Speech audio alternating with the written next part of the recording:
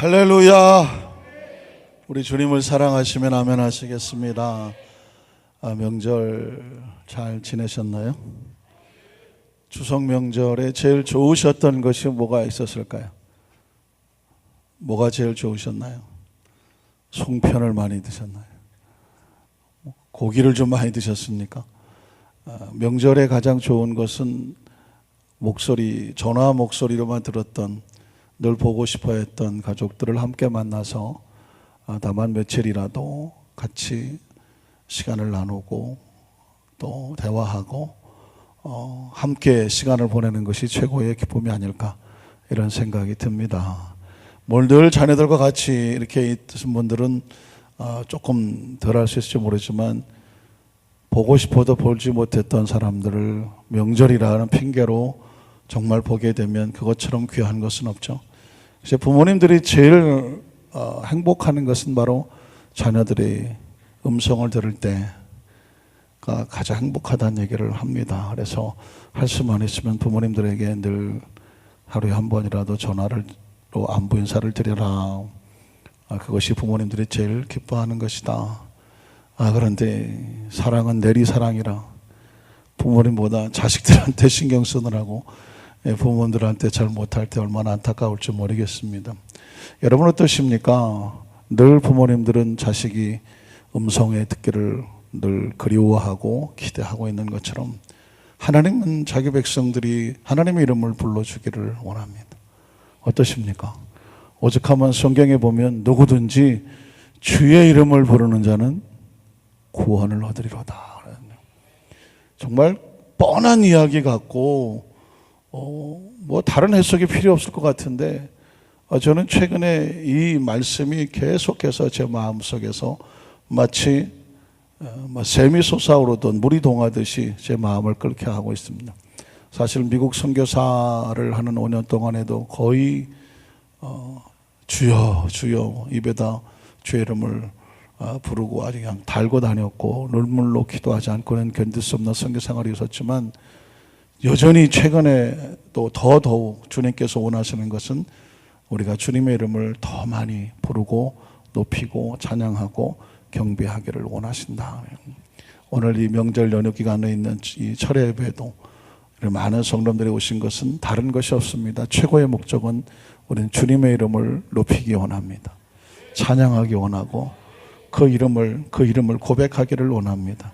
그래서 오늘 여러분, 오늘 예배 가운데는 다른 모든 것보다도 전심으로 우리가 부모님을 만날 때 그렇게 부모님이 기뻐하시는 것처럼, 또 우리의 자녀들을 만나면 부모님들이 그렇게 기뻐하는 것처럼, 주님께서는 우리에게 우리가 주님을 인정하고 주님의 이름을 높이 부르고 찬양할 때 주님 마음은 얼마나 기뻐하실까. 아주 어린아이 같은 심정이지만 아주 단순하고도 변하지 않는 것은 바로 이 사랑의 고백인 줄로 믿습니다. 우리 함께 찬양할 때 그래서 기억하십시오. 우리는 예수님의 이름으로 일어서는 것이고, 예수님의 이름으로 이겨나가는 것이고, 예수님의 이름으로 모든 것을 승리하는 것입니다. 이 찬양을 통해서 주님의 이름이 높여졌으면 좋겠습니다. 같이 찬양하겠습니다.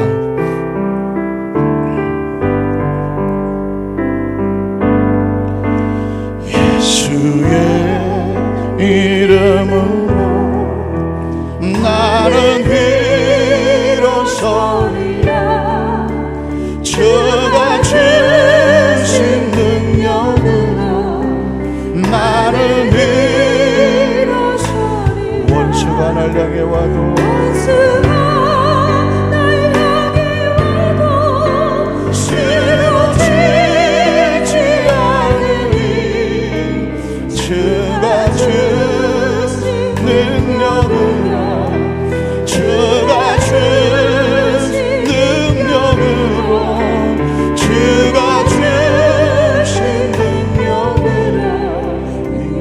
두 손을 가슴에 얹고 예수의 이름으로, 예수의 이름 나는 기도하리라. 주가 주신 능력으로, 주가 주신 능력으로 나는 기도하리라. 문제가 날 향해 와도 쓰러지지 않으리. 이름으로 주가 주신 능력으로 주가 주신 능력으로 주가 주신 능력으로 우리 다 같이 일어서서 예수의 이름으로 주 서로 찬양합니다. 예수의 이름 나는 승리하리라. 주가 주신 능력으로 우리 손을 들고 주님의 이름으로 찬양합니다. 나는 환난이 날 향해 와도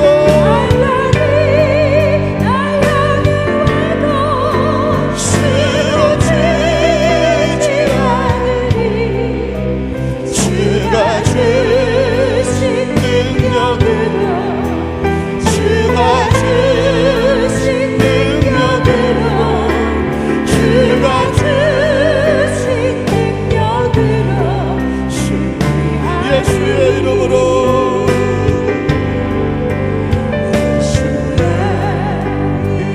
나는 찬양하리라. 찬양하리라. 주가 주신 나는 찬양하리라. 나는 찬양하리라. 환난이 날 향해 와도 환난이 날 향해 와도 쓰러지지 않으리. 주가 주신 능력으로 주가 주신 능력으로 주가 주신 능력으로 주가 주신 능력으로 찬양 예수의 이름으로 예수의 나는 감사하리라. 나는 감사하리. 주가 주신 능력으로 나는 감사하리라. 나는 감사하리라. 원수가 날 향해 와도 쓰러지지 않으리.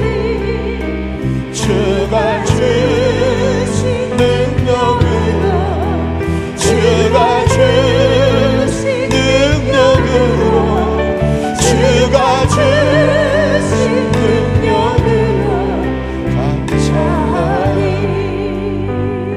우리 두 손을 가슴에 그 잠시 묵상으로 기도합니다. 사랑하는 성도 여러분, 육체는 잘 먹어야 건강합니다.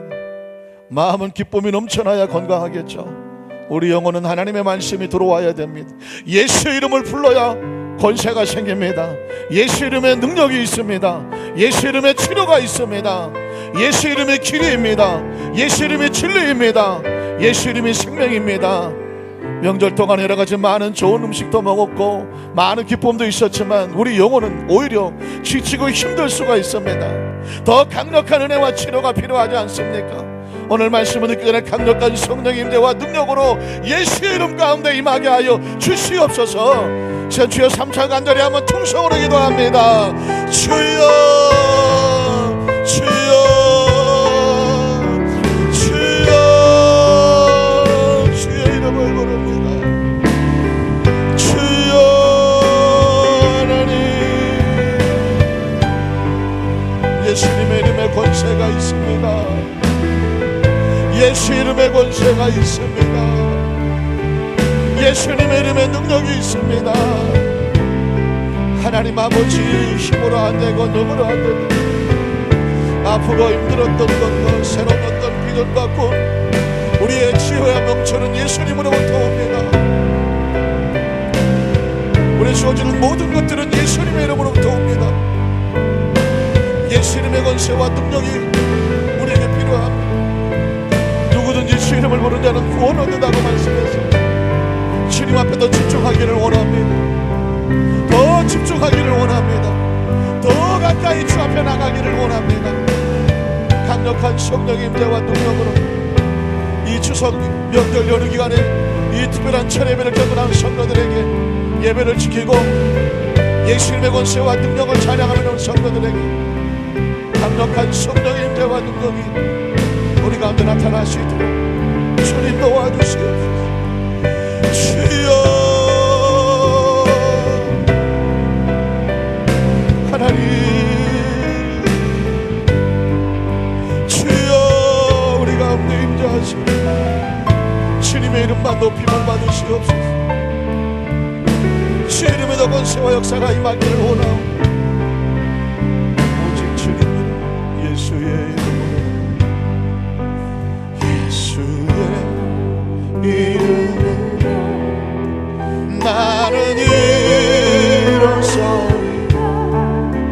주가 주신 능력으로 나는 질병이 날 향해 와도 질병이 날 향해 와도 쓰러지지 않으리. 주가 주신 능력으로 주가 주신 능력으로 주가 주신 능력으로 일어서리. 전능하신 하나님 아버지, 누구든지 주의 이름을 부르는 자는 구원을 얻으리로다. 예수 이름을 부르는 자는 죄에서 구원을 받고 예수 이름을 부르면 상처에서 회복이 되어지고 예수 이름을 부르면 무능력에서 능력 있는 자로 주님께서 변화시켜 주시고 예수 이름 안에 가난과 저주가 떨어져 나가고 예수 이름이 생명이고 예수 이름이 길이고 예수 이름이 진리며 예수님 안에 있는 자는 하나님의 자녀를 만들어 주시고 예수님께서 천국을 예비하고 오셔서 주님 우리를 주님인 곳으로 다시 데려가신다고 말씀하셨사오니 다시 오실 예수님 이름을 부르는 그를 기도하고 기다리는 성도들에게 강력한 능력과 은총과 축복을 주셔서 이 세상에 속해 있지만 하나님의 자녀들인 것을 기억하면서 세상에 무너지지 아니하고 넘어지지 아니하고 절망하지 아니하고 쓰러지지 아니하고 귀신을 쫓아내고 마귀를 물리치고 하나님 강력한 영적인 강자로서 매 순간마다 승리하고 일어서도록 우리 안산교회 성도들, 이 특별한 성도들에게 복의 복을 더하여 주시옵소서. 오늘로 말씀하시옵소서. 예수 이름으로 말씀하시옵소서. 예수 이름이 높여질 때 권세와 능력과 치유와 기적이 임하게 하여 주시옵소서. 예수님 이름으로 간절히 축복하고 기도드리옵나이다. 아멘. 자, 여기서 한번 선포합시다. 예수님 안에 능력이 있습니다. 치료가 있습니다. 기적이 일어납니다. 할렐루야. 우리 한번 따라 하실까요? 예수로 말미암아 난 믿음. 발음이 좀 애매하죠. 예수로 말미암아 난 믿음. 끊어읽기를 좀 앞에서 끊었더니 난 믿음이 됐습니다. 누구로 말미암아? 예수 그리스도로 말미암아 우리에게 부어지는 믿음. 이런 제목으로 말씀의 은혜를 나누기를 원합니다. 여러분, 크리스찬이 언제 강력한 신앙으로 무장이 될 수 있을까요? 참 아이러니컬한 것은, 역설적인 것은 여러분 기억하시겠지만 로마 시대 또 초대교회의 성도들은 신앙생활 여건이 그렇게 넉넉하지가 않았습니다. 기억하십니까? 혹시 카다콤이라고 하는 지하교회, 묘지에다가 겉으로 볼 때는 묘지인데 그런 형태를 갖췄는데 땅속을 파고 들어가서 그 속에서 크리스찬들이 숨어서 핍박을 피해서 그 속에서 예배를 드렸습니다. 매일매일 다시 오실 예수 그리스도를 기억하면서 기대하면서 그들은 공동체로서 누구 하나 자신들이 어떤 것을 주장하지 아니하고 철저하게 오직 예수 그리스도 가르침에 따라서 믿음으로 살아갔던 삶에 있었습니다.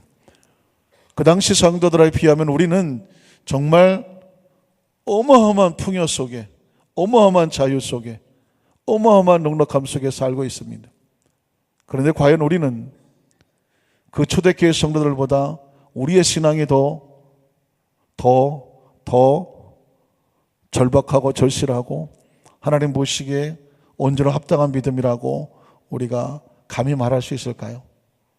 아마 그 믿음에 그 신앙생활에 비교하면 부끄러워서 고개를 처박을 수밖에 없지 않을까 이런 생각이 듭니다. 무엇이 다를까요? 무엇이 다를까요? 어느 신학자가 왜 크리스찬들이 점점 신앙의 힘을 잃어가는가 그 원인을 파악하면서 한 가지를 제시했는데, 그것은 뭐냐면 부활신앙을 잃어버렸기 때문이다는 거예요. 현재 생활이 너무 살기 편하고 모든 것이 부족함이 없으니, 진짜 지상 천국 같은, 예전에 비하면 불과 몇십 년 전에 대한민국에 비해도 마찬가지죠. 너무 세상이 살기 좋고 초고속도로 발달되고 있기 때문에 천국 같은 걸 기대하지도 않는다는 것이죠. 인간의 수명은 점점 늘어나죠. 생활 여건은 풍성해지죠. 그러다 보니까 더 잘 살고 싶고 더 잘 먹고 싶고 더 모든 것을 누리고 싶다가 보니까 부활이라는 개념, 부활신앙의 개념을 점점 잊어버리고 있다는 것입니다. 초대교회 성도들은 오로지 부활신앙으로 살았습니다. 왜냐하면 현실이 절망이고 좌절이고 늘 죽음 속에서, 죽음 같은 삶 속에서 신앙을 지키며 싸워야 됐기 때문에 오늘 죽을지 내일 죽을지를 몰라요. 그러니까 죽음은 자체가 생활의 일부처럼 느껴지기 때문에 그들에게 소망은 뭐냐? 부활이었던 것이죠. 예를 들면 지난 시간에 말씀을 나눴던 베드로 같은 경우에 한 개인의 신앙생활을 보면 그가 부활신앙으로 무장했을 때와 부활신앙이 없었을 때의 천양지차의 신앙의 모습을 보이지 않습니까? 베드로의 첫 번째 신앙생활의 모습은 아시는 것처럼 주는 그리스도시요 살아계신 하나님의 아들이라고 그런 놀라운 고백을 할 수 있었고, 예수님의 칭찬도 받았던 그 베드로가 정작 예수님께서는 부활을 위해서 십자가에 달리셔서 죽음을 향해 달려가고 있는데 베드로는 그 앞에서 예수님을 3번이나 모른다고 부인하고 배반하고 도망치고 말았습니다. 왜 그랬을까요? 뭐 하기 싫어서? 송편 생각밖에 안 나죠. 죽기 싫어서죠. 베드로는 죽고 싶지 않았어요. 더더구나 비참하게 십자가에 달려 죽고 싶지는 않았어요. 그래서 그는 안타깝지만 어쩔 수 없이 주님을 배반하고 도망칠 수밖에 없었습니다. 죽음 앞에서 이겨낼 장사는 없습니다. 그런데 죽음을 이길 수 있는 유일한 것이 하나 있다면 무엇일까요? 부활입니다. 송편이 아니고 부활입니다. 오늘 분위기가 부활입니다. 부활을 가지고 있는, 부활신앙을 가지고 있는 사람은, 아니 오늘 제가 좀 설교하기가 애매한 마이크 상태가 제가 자꾸 좀 신경을 쓰고 있는데 저한테는 잘 안 들려요. 그래서 여러분이 크게 좀 말씀을 해주셔야 돼요. 예. 부활신앙을 무장하지 않으면 죽음 앞에서는 다 도망갑니다. 그러나 부활신앙을 가지고 있으면 유일하게 죽음을 이겨낼 수가 있습니다. 베드로를 보십시오. 부활신앙이 없으니까 3년 반을 따라다녔고 수없이 많은 기적을 보았고 실제로 무리를 걸었던 사람 아닙니까? 자신의 장모가, 예수님께서 죽어가던 그 열병이 걸린 장모를 자기 눈앞에서 살려내지 않았습니까? 야이로 딸이 살아나는 것도 보지 않았습니까? 나사로가 살아나는 것도 보지 않았습니까? 그러나 정작 자기가 죽게 될 지경이 되어버리니까 도망쳐버린 것은 뭘까요? 외부적인 사건을 얼마나 많이 보았느냐, 간증을 얼마나 많이 들었느냐, 정작 내가 죽게 되니까 그 죽음 앞에서는 아주 비참한 신앙이 되어버린 것은 뭐냐면 이 안에 뭐가 없어요? 부활신앙이 없기 때문에 그렇습니다. 그랬던 베드로가 어떻게 달라집니까? 부활하신 주님이 찾아오셔서 그 베드로에게 부활의 신앙을 주지 않습니까? 회복시키지 않습니까? 다시 기회를 주지 않습니까? 부활의 주님을 만납니다. 그리고 눈앞에서 승천할 모습을 바라봅니다. 그리고 부활이 뭔지를 알게 됩니다. 그 부활의 주님의 마지막 유언은 무엇일까요? 성령 받으라는 것이었습니다. 그래서 베드로의 속에 새로운 신앙의 회복이 뭐였을까? 오순절마가 다락방에서 부활신앙을 무장하고 나서, 그리고 나서 그의 머릿속에 계속 되어지는 선포는 뭐냐면 예수가 생명이고 부활이다. 예수가 부활이고 생명의 사실을 알게 되니까 그가 시도합니다. 3년 반 동안 단 한 번도 시도하지 않았던 사건, 민문의 안진뱅이를 보는 순간 그 속에 부활의 주님이 꿈틀거립니다. 생명이 꿈틀거리기 시작합니다. 그리고 이렇게 고백합니다. 은과 금은 없지만 뭐가 있어요? 내 안에 꿈틀거리고 솟아오르는 생명 되신 예수 그리스도. 부활의 가장 강력한 치유 아닙니까? 부활만큼 놀라운 치유가 있나요? 죽음을 고칠 수 있다면, 죽음에서 살아날 수 있다고 한다면 그 어떤 질병도 아무런 문제가 되지 않는 것이죠. 그러니까 베드로는 놀랍게도 부활의 주님을 체험했기 때문에 감히 안진뱅이에게 나면서 거두지 못한 사람을 향하여서 놀랍게 손을 대는 것입니다. 그리고 외치는 것입니다. 내 안에 있는 부활의 예수 그리스도의 생명 그 이름으로 명하노니 일어나 걸을지어다. 무엇이 베드로를 이렇게 담대하게 만들었을까요? 무엇이 베드로에게 이런 고백을 할 수 있게 만들었을까요? 그 속에 뭐가 있었을까요? 부활의 주님을 체험하고 성령은 우리 안에 부활의 생명의 주님을 가슴에 품게 하는 축복의 통로가 되는 줄로 믿습니다. 자, 이렇게 해서 나면서 안진병에 되었던 사람을 고치고 나니까 어느 시대든지 마찬가지로 이 치유사에게 나타나면 두 가지를 하나께 하다. 하나는 뭐냐면 오해하지 말고 이해해야 된다. 한번 따라하실까? 오해하지 말고 이해해야 된다. 자, 이해한다는 것은 안다는 것입니다. 자, 그러면 두 가지는, 하나는 뭘 오해하지 말아야 될까? 하나님 안에서의 치유 역사가 나타날 때 절대로 오해하지 말아야 될 것은 뭐냐? 그 치유 역사의 능력과 권세와 힘은 하나님으로부터 나오는 것입니다. 그건 예수 그리스도를 통해서 하나님부터 나오는 것이지 치유 사역자를 통해서 사람에게 능력이 나오는 것은 절대로 아니라는, 오해하지 말라는 것입니다. 한번 따라 하실까요? 치유와 능력은 치유 사역자로부터 나온다고 믿는, 오해하지 마라. 오늘 성경에 보니까 11절입니다. 11절에 보니까 이런 말씀이 나옵니다. 나은 사람이, 안주에게 나았지 않습니까? 나은 사람이 베드로와 요한을 붙잡았습니다. 왜 붙잡았을까요? 자신을 일으켜 세운 사람이에요. 그러니까 그 자신에겐 생명의 은인이고 베드로와 요한은 다른 사람과 달라 보이고 그 속에서 생명이 나오는 줄 알고 그 사람을 쫓아가서 붙잡았다고 말하고 있었습니다. 자, 그랬더니 모든 백성이 그제서야 크게 놀라며 달려나가서 솔로몬인의 행각이라 불리는 행각에 모였습니다. 왜 모였을까요? 누구 보려고? 베드로와 요한을 보려고. 요즘 연예인이 누구 하나 떴다 그러면 막 난리 치지 않습니까? 그럼 얼굴 한번 보려고 막 하지 않겠습니까? 야, 참. 아주 오래전에 제가 제주도에 어떤 목사님들 수련을 갔은 적이 있었는데 제주 비행장에서 소녀시대 윤화를 봤습니다. 잘 모르시는구나. 한창 소녀시대가 잘 나갈 때인데 눈앞에 소녀시대가 애들이 몇 명이 있는데 딸에는 모르겠고 윤화가 보이더라고요. 근데 제가 마음에 얼마나 고민이 됐는지 몰라요. 왜 고민이 됐느냐? 아니, 목사님이 윤화를 좋아하나? 아니, 윤화 안 좋아해요. 좋아하고 안 좋아가 아니라 저희 아이가 그 윤화의 사인을 받으면 얼마나 좋을까? 그러니까 그 자식을 위해서는 못할 짓이 없더라고. 그래서 어떻게 할게요? 찾아갔지.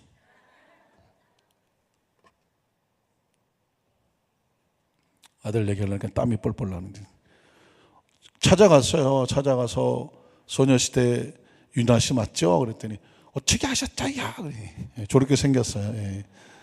그래서 어떻게 알긴 텔레비 맨날 나오니까 알지. 그래서 저희 아이가 지원이라고 있는데 윤화 씨 팬인데 사인 하나 해주실래요? 그랬더니 해드릴게요. 그래서 사인 하나 하시더. 그리고 어떻게 할게요? 바로 전화했지. 야, 아들, 내가 지금 누구 만난지 아냐? 그랬더니, 누구 만났는데요? 소녀시대 윤화를 만났지. 그랬더니, 와, 사인을 받았지. 막 저쪽 전화기에서 난리를 치더라고요. 그래갖고는 한참 점수를 좀 많이 딴 적이 있었죠. 이 자식들이, 이 자식으로서 부모가 못할 수 없는데 그 후에도 몇 번 그런 짓을 했던 기억이 나는데 생략하고, 어쨌든 사람들이 유명한 사람이 온다고 하면 사람에게 집중을 하잖아요. 베드로와 요한이 안진뱅이를 고쳤다고 하니까 사람들이 베드로와 요한을 보려고 달려들기 시작했었습니다. 그런데 여러분, 놀라운 것은요, 그냥 베드로와 요한이, 또 베드로가 안진뱅이 이렇게 세웠다, 예수 이름으로 고쳤다라고 끝나지 않아요. 초대 교회이기 때문에 그 치유 사역이 벌어지는 가운데서도 무엇이 옳고 무엇이 옳지 않은지를 정확하게 가르쳐주고 있는 것을 발견하게 됩니다. 우린 여기서 기억해야 될 것은 크리스찬들은 어떤 치유 역사가 나타난다고 할지라도 철저하게 어떻게 해서야 되느냐, 그건 사람에게 집중하지 말고 그 배우 역사하는 하나님의 능력에 집중하시기를 주님의 이름으로 축원합니다. 우리는 어떻게 알 수 있습니까? 출애굽기 3장에도 보면 모세라고 하는 사람은 이스라엘 백성들에게 신적인 존재입니다. 안 그렇겠습니까? 400년 동안 노예 생활한 이스라엘 백성을 건져낸 사람이 누구예요? 모세 아닙니까? 홍해수를 찢어서 가르게 한 게 누굽니까? 모세가 이끌던 시대 아닙니까? 만나와 메추라기를 쏟아내리게 해서 그렇게 했던 기적의 현장을 이끄는 리더자가 누구입니까? 모세 아닙니까? 쓴머리 단머리 되게 했던 것도 모세의 지팡이 아닙니까? 아말렉과 싸울 때에 그 지팡이를 딛고 올라가서 모세가 손을 들면 이스라엘이 이기고 그랬습니다. 그러니까 이 어마어마한 사람입니다. 모세는 이스라엘 백성을 40년을 광야를 통과하면서 가나안 고 입구까지 갖다 놓은 사람이 누구냐면 모세입니다. 그러니까 지금도 이스라엘 백성들에게 모세는 가장 존경받는 그리고 가장 위대한 지도자입니다. 그러나 그의 시신은 그가 세상을 떠날 때에 그의 시체는 없습니다. 기억하시죠? 하나님께서 그의 시신은 감추었다고 말하고 있습니다. 왜냐하면 아마도 지금 모세의 시신이 찾아서 무덤을 만들었다면 이스라엘 백성은 저 피라미드보다 더 크게 만들었을지도 모릅니다. 이집트에 스핑크스가 있고 피라미드가 있다면 이스라엘에는 모세의 무덤이 있다. 여러분 혹시 성지순례에 가보셨으면 다윗의 무덤이 있습니다. 혹시 기억하십니까? 다윗의 무덤을 가서 보니까 뭐 이렇게 화려하지는 않지만 뭐 그냥 금은 아주 보석으로 아주 도배를 해놓은 아주 휘황찬란하게 해놨습니다. 다윗이 그런데 모세가 만약 무덤이 있었다고 하면 어마어마하게 만들었을 것이죠. 그러나 정작 모세는 어떤 사람이었습니까? 기억하십니까? 출애굽기 3장에 보면 그 떨기나무처럼 초라하고 나약했던 사람이 모세였었습니다. 그런데 그 떨기나무에 불이 붙었으나 꺼지지 않았습니다. 누구를 상징합니까? 모세를 상징하는 것입니다. 떨기나무에 능력이 있습니까? 위로부터 붓게 하시는 하나님의 능력이 있습니까? 하나님.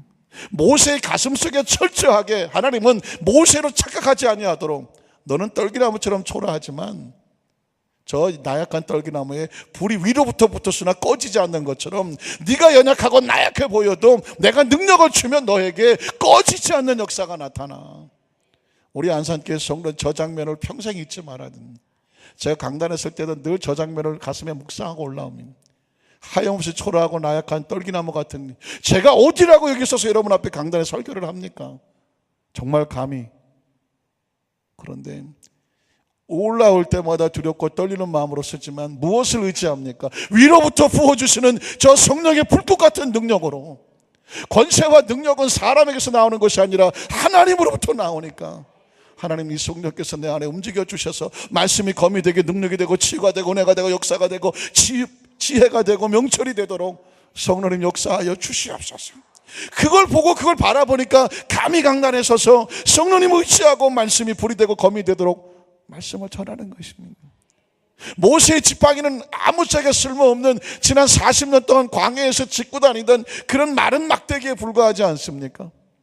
그런데 왜 출애굽기 4장 20절에 보면 모세가 애굽을 향해서 가게 될 때에 그의 손에 딸랑 지팡이 하나만 듭니까? 그런데 성경은 그 지팡이를 모세의 지팡이라고 하지 않냐고. 무슨 지팡이? 하나님의 지팡이라고 합니다. 그게 놀라운 거예요. 똑같은 지팡이였는데 하나님을 만나기 전에 지팡이는 모세의 지팡이라고 말하고 하나님을 만나고 나서 그 속에 불타는 떨기나무같이 성령의 불꽃을 가슴에 끌고 혈혈단신이지만 애굽을 향하여 갈 때에 그 모세의 손에는 하나님의 지팡이를 붙잡았다고 말하고 있습니다. 달라진 거 아무것도 없습니다. 무엇이 달라졌습니까? 하나님께서 그 모세의 지팡이를 땅에 던지라고 했을 때는 뱀이 되고 다시 집으니까 지팡이가 됐습니다. 모세의 지팡이가 모세가 붙잡고 있었을 때는 아무짝에 쓸모없는 나약한 먹대기에 불과했지만 하나님 말씀에 순종하고 나니까 그게 3차원을 초월해 4차원적인 역사가 나타나지 않습니다. 모세의 눈앞에서 벌어지는 사건이에요. 그러니까 자기 자신만 바라보고 하나님 난 못하고 말도 못하고 능력도 없고 나이도 많고 힘도 없고 사람들이 알아주지도 않을 거고 인정도 안 할 거라고 나 가봤자 아무짝에 소용없다고 그랬던 모세의 심정을 뒤집어 놓는 게 무엇입니까?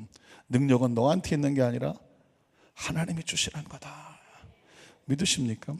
성경은 철저하게 사람에게 집중하지 못하도록 하고 하나님의 역사만 나타나게 하는 줄로 믿습니다.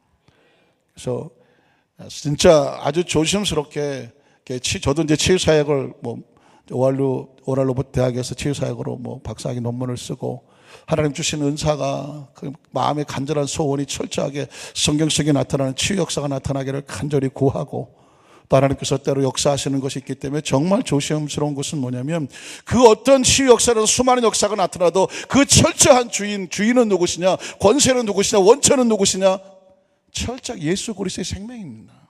믿으십니까? 그래서 어떤 성도님이 이런 간증을 하는 걸 들었어요. 40일 동안을 기도를 하고 그랬었는데 작정하고 기도했는데 언제 역사가 나타나느냐, 40일 기도가 끝났다고 역사가 나타나지 않더라는 것입니다.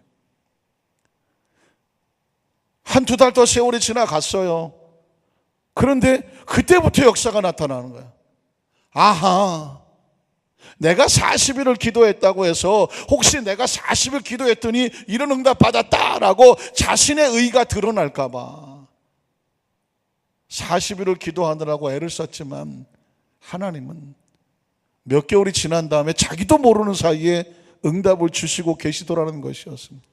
그때 깨달아진 것이 이거는 내 의를 나타내려고 하는 것이 아니구나. 하나님께서 그 기도를 들으시지만 내가 40일 기도했더니 하나님 응답 주셔서 혹시라도 내가 40일 기도했더니 라고 하는 사람의 어떤 의가 드러내는 걸 하나님께서 원하지 아니하시는 거예요. 그래서 제가 여러분 혹시 설교 시간에 간증을 하고 치유 역사 간증을 하고 하게 될 때도요, 제가 어떻게 저 자신을 드러내는 의도는 단 1%도 없어요. 여러분 절대로 오해하시면 안 돼요.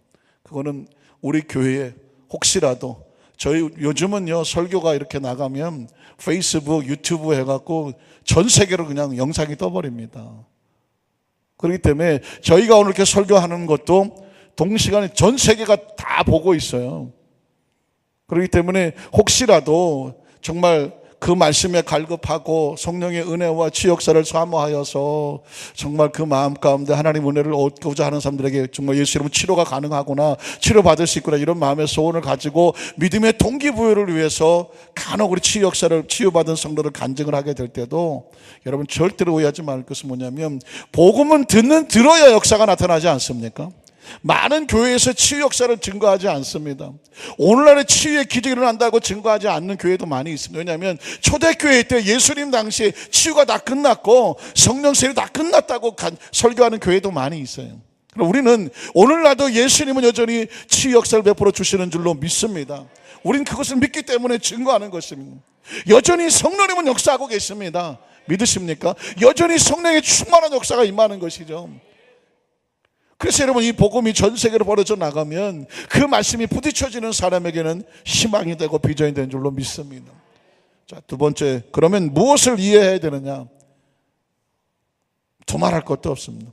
모든 치유 역사의 권세와 능력과 그 모든 원천은 철저하게 부활의 생명 되시는 예수 그리스도의 이름이다라는 것입니다.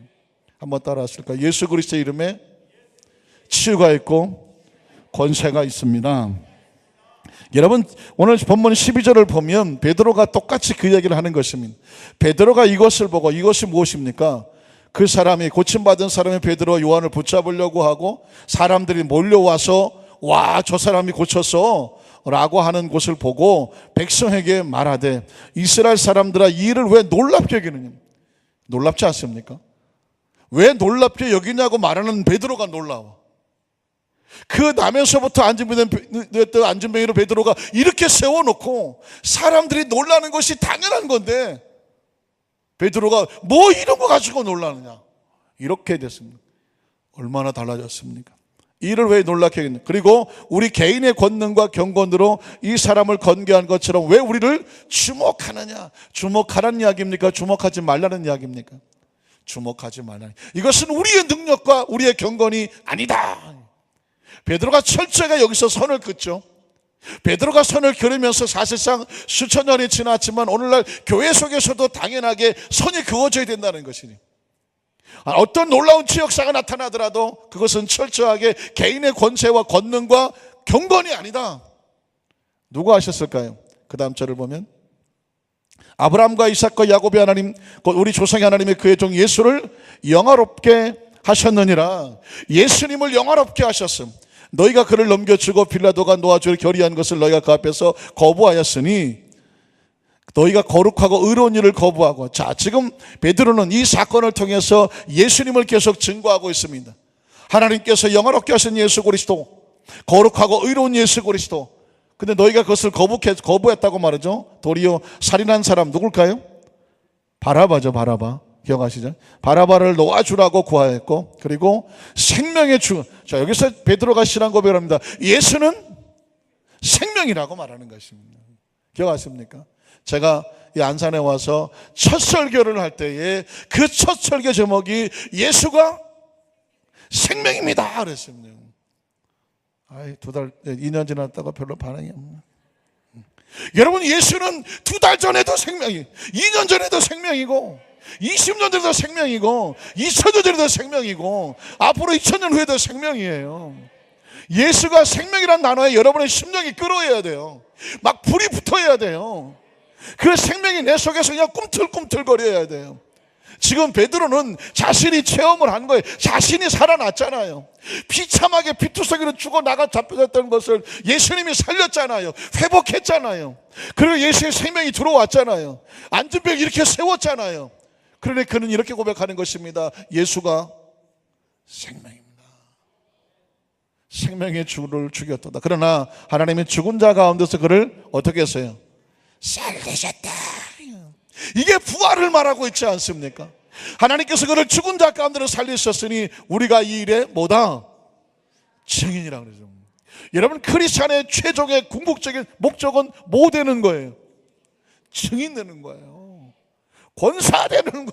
권사도 되셔야 되고 장로님도 되셔야 되는데, 크리스찬들의 최고의 목적은 뭐냐? 뭐 되라? 증인 되는 거예요. 베드로를 회복시켜 주신 하나님, 베드로의 역사가 나타나게 하신 하나님, 성령 주신 하나님, 안전병 이렇게 세우게 하신 하나님, 베드로에게 이렇게 하시는 목적이 뭐예요? 뭐 되라고? 증인 되라고 하는 것입니다. 오늘 저와 여러분이 이 세상의 삶을 살다가 나중에 천국에 가서 주 앞에 섰을 때 너 뭐 하다 왔니? 라고 묻는다면 뭐 하다가 왔다 그럴 것 같아요? 증인이죠. 다른 거 하나 묻는 거 아니에요. 저 직장 다니다가 왔는데요, 공부하다가 왔는데요. 그걸 몰라? 그걸 물어보는 게 아니잖아요. 하나님의 나라 속에서 그리스도인들에게 하나님께서 원하시는 것은 뭐냐? 우리 신앙의 마지막 궁극적인 목적은 증인되는 것입니다. 여러분, 증인 만만한 단어 아닙니다. 법정에 가보셨나요? 법정에 가서 증인할 때 뭐 하죠? 선서합니다. 선서할 때 만에 하나 잘못된 증인, 위증이라고 말하죠. 잘못된 증언을 하면 법에 따라 처벌받을 것도 각오하고 하는 것이에요. 지금은 처벌 정도죠. 그러나 예전에는 잘못 증언하면 목숨 걸고 하는 것입니다. 예수가 부활했습니다. 만약 이것이 잘못됐으면 난 목숨을 걸겠습니다. 이게 증인인 것이에요. 목숨을 거는 게 증인이에요. 처벌받는 게 증인이 아니에요.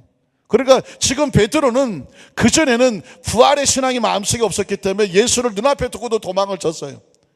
근데 지금 이 베드로는 눈앞에 없는 예수, 지금 부활해서 옆에 계시지 않는 예수님, 승천해버린 예수를 위해서 그 사람들 앞에서 담대하게 외치는 것입니다.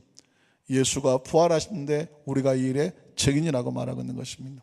그 다음 절을 보면 그 이름, 이제 베드로는 그 속에 있는 부활의 주님의 이름을 고백하죠. 그 이름을 믿음으로 그 이름이 너희가 보고하는 이 사람을 성하게 하셨으니. 16절 다시 볼려보세요. 이 구절은 꼭 기억하세요. 그 이름을 믿음으로 그 이름이 너희가 보고하는 이 사람을 그 이름이 어떻게 했다고요? 성하게 했습니다. 눈치채셨습니까? 치유의 역사는 어디서 나와요? 예수 그리스도의 이름으로 나오는 것입니다. 예수 그리스도의 이름으로.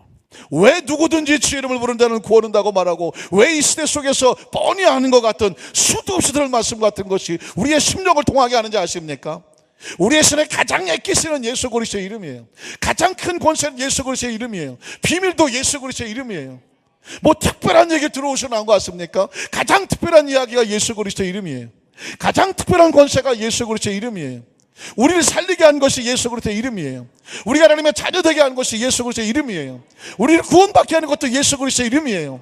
심지어 성령을 보내주시는 것도 예수 그리스도의 이름이에요. 아버지께서 약속하신 바 내 이름으로 보내실 성령 믿으십니까? 그러니까 우리가 어제 불렀다, 아침에 불렀다, 조금 전에 불렀어도 여전히 갈급하고 목마르고 더 원하는 것은 바로 예수 그리스도의 그 이름인 줄로 믿습니다. 왜냐하면 그 이름이 우리를 회복하고 성하게 했습니다. 그 다음 절에 보니까 그래서 나온 그 이름을 풀어서 예수로 말미암아 난 믿음이라고 말하고 있는 것입니다. 한번 따라 하실까요? 예수로 말미암아 난 믿음. 발음이 좀 어렵죠. 예수로 말미암아 난 믿음. 한 번 더 해보실까요? 예수로 말미암아 난 믿음. 훈련이 되셨네. 예수로 말미암아 난 믿음이 너희 모든 사람 앞에서 이같이 완전히 뭐하게 하셨느니라? 낫게 하셨느니라고 말하고 있습니다. 그러니까 철저하게 오직 예수 그리스도 이름의 권세와 능력이 이 사람을 회복시켰더라고. 그러니까 베드로 요한은 철저하게 자기 자신을 어떻게 합니까? 감추고 있는 것을 보게 됩니다. 말씀을 정리하기를 원합니다. 사랑하는 성도 여러분, 너무 잘하시는 말씀 같고 너무 귀중한 말씀, 그러나 철저하게 이 예수의 이름이 증거되어야 됩니다. 선포가 돼야 됩니다. 신기한 것은 예수님의 이름은 써놓고 있으면은 예수의 이름처럼 그냥 예수님 이름이네. 그러나 예수의 이름이 선포가 되면, 그 이름이 불리워지면, 그 이름이 고백이 되어지면 구원의 역사가 나타납니다. 베드로 속에 예수님의 이름이 왜 없었겠어요? 예수님이 날 살리셨고 회복하셨고 주님의 제자고 내가 주님의 증인이야. 왜 없었겠어요? 늘 끓고 있었겠죠. 그런데 그 속에서 이름이 나와요. 내 속에 있는 것은 내게 주노니 예수의 이름으로 일어나 걸을지어다. 이 속에 있던 예수의 이름이 내 입술을 통해서 선포가 되니까 안전병 이렇게 세우는 역사가 나타난 줄로 믿습니다. 오늘 저와 여러분 속에 예수님의 이름이 가득 차 있지 않습니까?